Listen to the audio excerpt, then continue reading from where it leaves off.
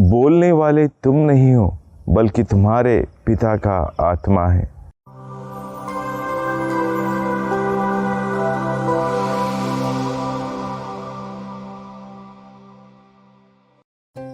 क्रिस्त में मेरे प्रिय भाइयों और बहनों, पुराने ज़माने में संचार माध्यम के रूप में जो टीवी हम तक आया था, उस टीवी को सिग्नल पाने के लिए एंटीना से जोड़ा जाता था, ताकि उस एंटीना के ज़रिए वह पूरे देश दुनिया में हो रही खबरों को हम तक पहुंचा सके, और इस तरह से हमारा जो संपर्क है दुनिया से होता था। ऐसा ही कुछ कनेक्शन ईश्वर ने हमारे जीवन में भी या हमारे शरीर में भी दिया है। हम भी संसार की चीज़ों से, संसार के लोगों से एक विशेष गुण द्वारा, एक विशेष उपहार द्वारा जुड़ते हैं, और वो है 5 इंद्रियां। 5 इंद्रियों के ज़रिए हम पूरे संसार से जुड़ जाते हैं। हमारा स्वभाव, हमारा व्यक्तित्व, हमारा एक दूसरे के साथ व्यवहार इन इंद्रियों द्वारा प्रकट होता है। और इसलिए जब ईश्वर ने हमें इन इंद्रियों को प्रदान किया, वह चाहता था कि हम संसार से जुड़कर, संसार में रहकर अपने संबंध में मजबूत बने, और इसके साथ साथ हम इन इंद्रियों के ज़रिए संसार से वार्तालाप करें और अपना जीवन सुखमय बनाए। ऐसा ही ईश्वर की सोच थी। और आज विशेष सोच हम क्रिस्तियों के लिए यह है कि ईश्वर ने हमें चुनकर अपने शिष्याएं बनाया है। अब प्रभु ये चाहता है कि हम उसकी वाणी को सुने, और उस वाणी को सुनकर हम उचित रूप से इस संसार में उसका साक्ष्य दे सकें। इसलिए यूहन्ना का सुसमाचार अध्याय 10 पद संख्या 27 में प्रभु का वचन कहता है कि मेरी भेड़ें मेरी आवाज़ पहचानती है, मैं उन्हें जानता हूँ और वह मेरा अनुसरण करती है। मेरे प्रिय भाई बहनों, ये तो ईश्वर के तरफ से कही हुई बात है, ईश्वर के हृदय से निकली हुई बात है।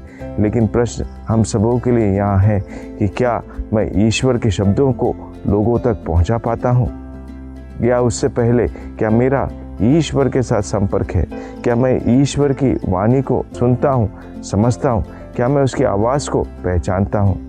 मेरे प्रिय भाई बहनों, इन प्रश्नों का अगर हम उत्तर पा लेंगे, तब कहीं जाकर हम सचमुच में ईश्वर की आवाज़ इस संसार में बन जाएंगे। प्रभु ने हम सबों को साक्षी के रूप में चुना है।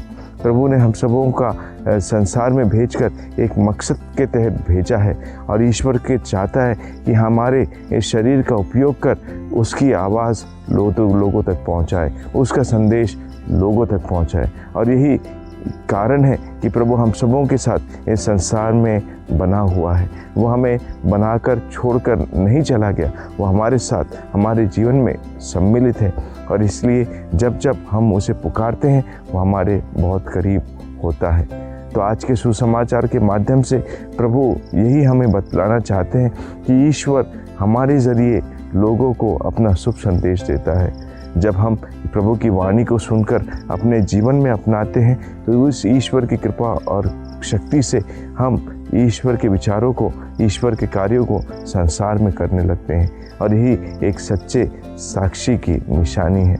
तो मेरे प्रिय भाई बहनों, जब हम प्रभु के जीवन में रमे हुए हैं, जुड़े हुए हैं, तो हम प्रभु के व्यक्तित्व को समझते हैं, उसकी बोली को समझते हैं, और उसकी इच्छा को अपने जीवन में समझने लगते हैं। और जब ऐसा होता है तो संसार की कितने भी प्रभावशाली लोग क्यों ना हो, कितनी भी बातें क्यों ना हो, कितने भी लोग हम पर अत्याचार क्यों ना करते हो, कितने भी बातों से हम परेशान होते क्यों ना हो, लेकिन जब ईश्वर का साथ हमारे पास है, तो ईश्वर के ही ज़रिए हम संसार में उस प्रेम का संदेश, या ईश्वर का शुभ संदेश पहुंचा सकेंगे। इसलिए रोमियो के नाम पत्र में भी हम पढ़ते हैं कि जब ईश्वर हमारे साथ है तो कौन हमारे विरुद्ध हो सकता है। तो मेरे प्रिय भाई बहनों, आज जब भी हम जगह जगह पर क्रिस्तियों के ऊपर अत्याचार की बातें सुनते हैं, घबराए नहीं, डरे नहीं।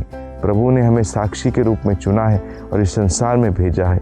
वह हमारे ज़रिए केवल और केवल प्यार की भाषा बोलता है, ताकि हम इस प्यार के ज़रिए संसार को एक प्रेममय स्थान बनाएं जहाँ ईश्वर का निवास है। और यही प्रभु भी चाहता है। उसने प्रेम से इस संसार की रचना की, और वह चाहता है कि इस संसार में प्रेम पनपे, हम एक दूसरे के प्रति भाईचारे, प्रेम और सेवा भाव से रहे, और अंत में जब यह संसार छोड़ने का समय आए, हम खुशी खुशी इस संसार से विदा लेकर फिर एक बार उसी ईश्वर में सम्मिलित हो जाएं जहां से हम भेजे गए थे।